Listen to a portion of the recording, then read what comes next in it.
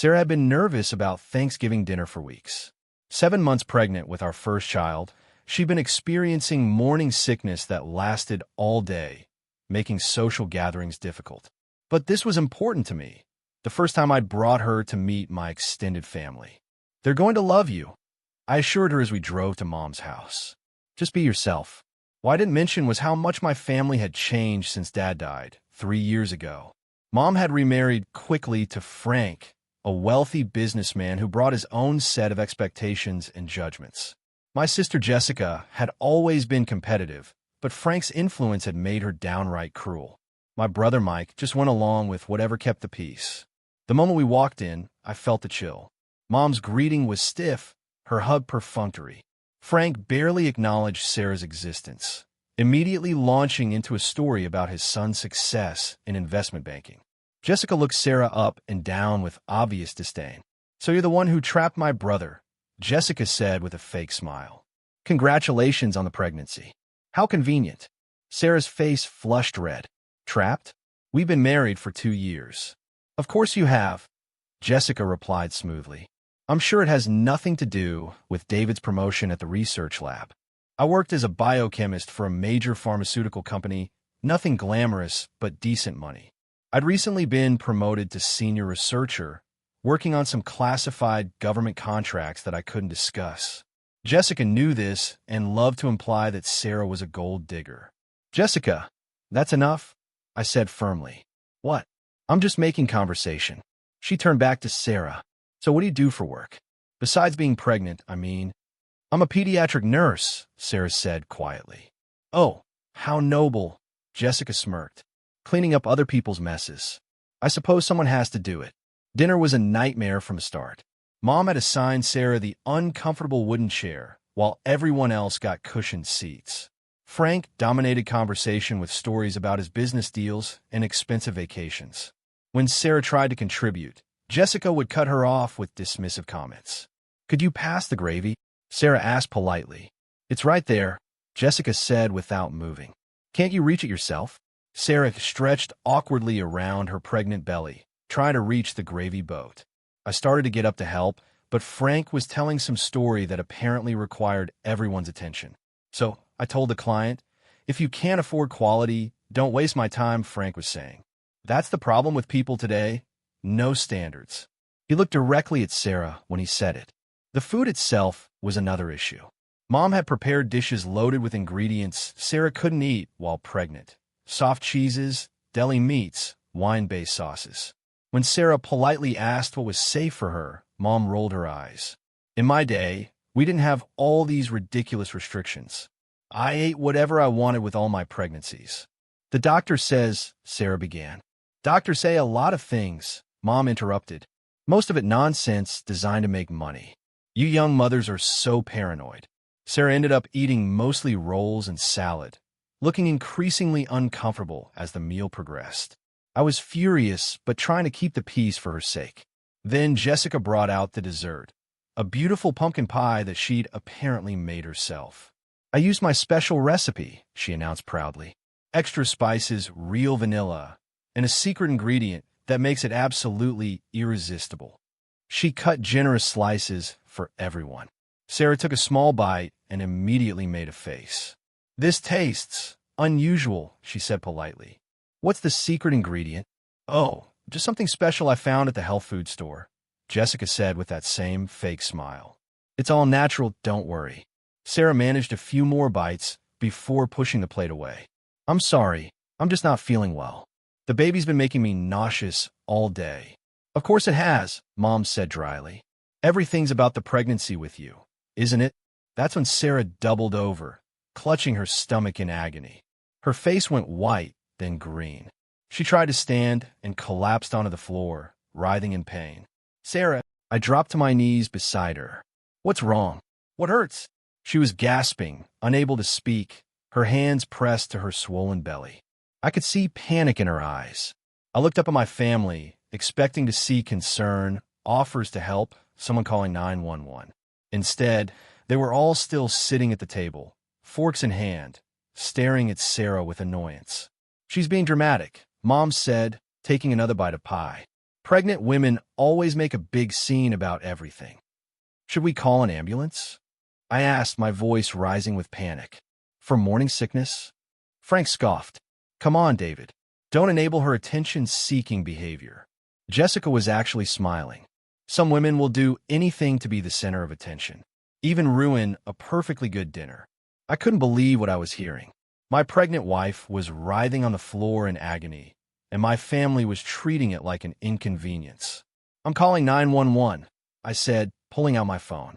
You're overreacting, Mike said, not even looking up from his plate. She probably just ate too much. Let her walk it off. Sarah was crying now, tears streaming down her pale face as she curled into a fetal position around her belly. The sight of her pain and my family's callous indifference filled me with rage. Something's wrong with the baby, Sarah whispered through gritted teeth. David, something's wrong. That broke through my shock. I called 911 immediately, ignoring my family's continued comments about overreacting and drama queens. The paramedics arrived within minutes, immediately recognizing the severity of Sarah's condition. How far along is she? The lead paramedic asked as they loaded Sarah onto a stretcher. 7 months. Any idea what might have triggered this? Food allergies, medications, unusual stress. I looked back at my family, who were watching from the doorway like we were providing dinner entertainment. I don't know, I said. She ate dinner here, but nothing she hasn't had before. At the hospital, Sarah was rushed into emergency care while I paced the waiting room. Hours passed before Dr. Martinez finally came out to speak with me. Your wife is stable, she said. The baby appears to be okay as well, though we'll be monitoring closely for the next 24 hours. What happened? What caused the collapse? Dr. Martinez frowned, consulting her clipboard. We ran comprehensive blood work and found some unusual results. Tell me exactly what your wife ate today.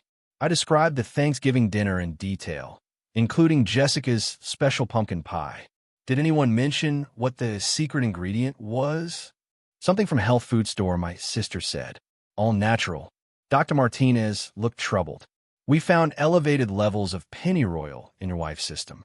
It's an herb that can cause severe uterine contractions and potential miscarriage. In the dosage we detected, it could have been fatal to both mother and baby. My blood turned to ice. Pennyroyal? What is that? It's sometimes sold as a natural menstrual aid or digestive supplement, but it's extremely dangerous for pregnant women. Even small amounts can trigger labor or cause hemorrhaging. Could have been accidental? A mistake. Dr. Martinez met my eyes grimly. Not in these quantities. Someone would have had to use quite a lot to achieve these blood levels. And they'd have to know what they were doing. Pennyroyal isn't a common baking ingredient. I sat down hard in the plastic chair, my mind reeling. Jessica had specifically mentioned a secret ingredient from a health food store. She'd made sure Sarah ate the pie, even encouraging her to have more when she initially hesitated. Doctor, I need you to preserve samples of my wife's blood work. Document everything. This wasn't an accident. Are you saying someone deliberately? I'm saying my sister tried to kill my wife and baby. Dr. Martinez's expression grew serious. In that case, I'm required to report this to the authorities. Attempted poisoning of a pregnant woman is a federal crime. I nodded, pulling out my phone. But first, I had a different call to make. My supervisor at the pharmaceutical lab answered on the second ring. David, everything okay? I heard you had a family emergency. I need to speak with Agent Rodriguez, I said. Agent Rodriguez was my FBI contact for the classified research projects I worked on, specifically my work developing antidotes for biological weapons. Is this related to the biodefense contracts? My supervisor asked, suddenly alert. Someone just tried to poison my pregnant wife with a plant-based toxin. I need Rodriguez to know that my family has been compromised. You see, what my family didn't know, what I couldn't tell them due to security clearances, was that my promotion wasn't just a better job. I'd been recruited by the Department of Homeland Security to develop countermeasures for bioterrorism attacks. My work was classified at the highest levels, and any threat to me or my family was considered a national security issue. Within hours, my hospital room was full of federal agents. Agent Rodriguez arrived with a full forensic team, while Agent Chun from the FBI's Domestic Terrorism Unit began interviewing me about my family members. "Tell me about your sister, Jessica," Agent Chun said, taking notes. "Has she shown any interest in your work?" "Asked unusual questions. She's always resented my success," I said. "But I never thought. She tried to kill my baby. We'll need samples of the pie, any remaining ingredients, and we'll be executing search warrants on all family members involved in today's dinner," Agent Rodriguez said grimly. "If this was an attempt to compromise a classified researcher, it's treason." By morning, FBI agents were at every door. Mom's house was crawling with forensic investigators. Jessica's apartment was being torn apart. Frank's business records were being subpoenaed. I was still at Sarah's bedside when Agent Chun called with preliminary results.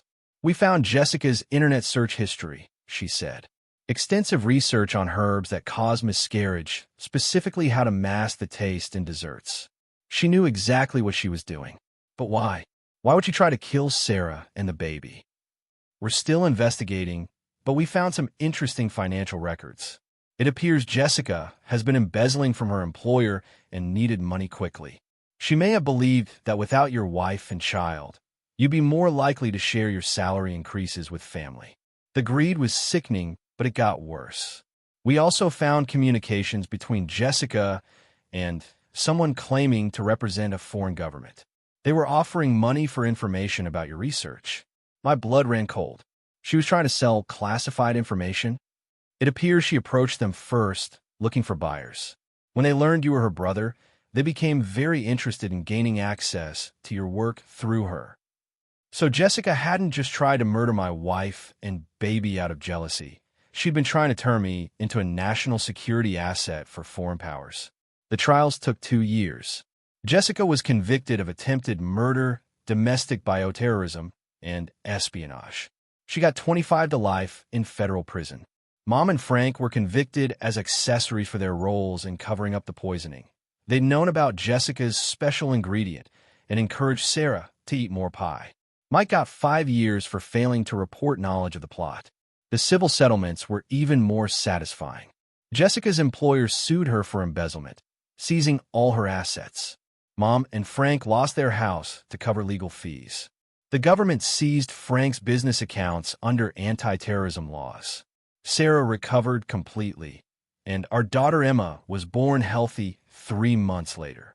We moved across the country for my new position with the CDC, developing safeguards against biological attacks on American soil. Sometimes Emma asks why she doesn't have grandparents like other kids. I tell her that family isn't just about blood. It's about people who protect each other, who celebrate each other's happiness, who would never hurt the innocent.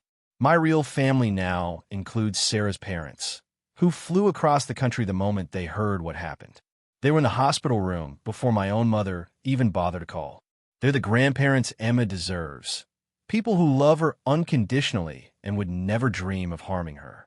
As for my biological family, they learned too late that when you attack a federal researcher's family, you're not just committing a crime, you're committing treason. They thought they were dealing with their disappointment of a son and brother. They were wrong. They were dealing with someone whose job is protecting America from people exactly like them. And I'm very, very good at my job.